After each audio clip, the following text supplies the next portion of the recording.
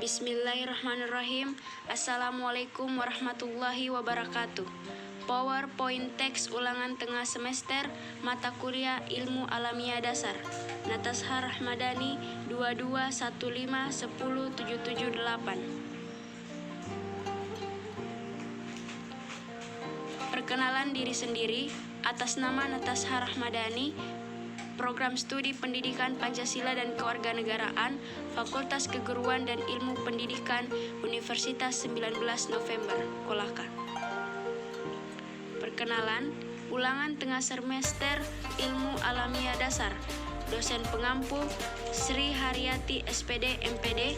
Jumlah soal 4 soal, bentuk soal esai. Soal pertama saya akan membacakan, yaitu pertama, jelaskan pengertian dari ilmu alamiah dasar dan tujuan serta fungsinya. Jawaban saya yaitu ilmu alamiah dasar adalah ilmu pengetahuan alam, natural science, yang mempelajari tentang gejala-gejala dalam alam sebagai awal proses terbentuknya sebuah konsep dan suatu prinsip yang konkret.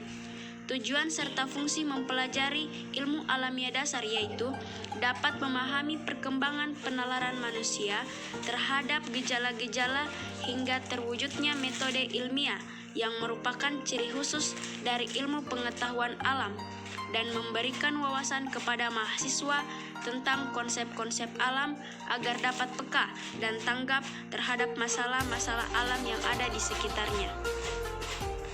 Lanjut, saya akan membacakan soal kedua, yaitu bagaimana perkembangan ilmu pengetahuan pada manusia pada zaman dulu dengan zaman sekarang.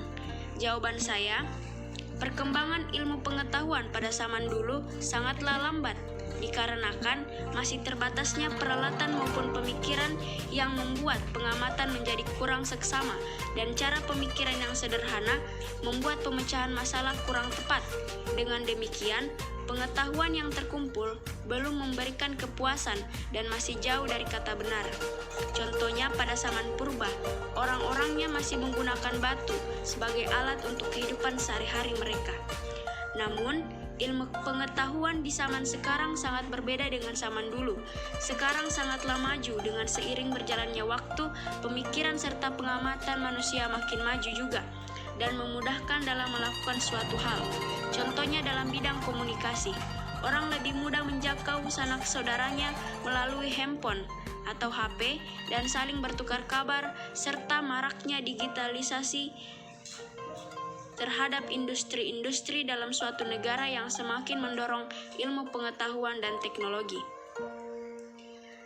Selanjutnya soal ketiga. Jelaskan tentang metode ilmiah dan implementasinya. Jawaban saya yaitu, secara bahasa, metode berasal dari dua kata yaitu meta dan hodos. Meta berarti melalui, sedangkan hodos berarti jalan atau cara. Dengan demikian, metode dapat berarti jalan atau cara yang harus dilalui untuk mencapai suatu tujuan.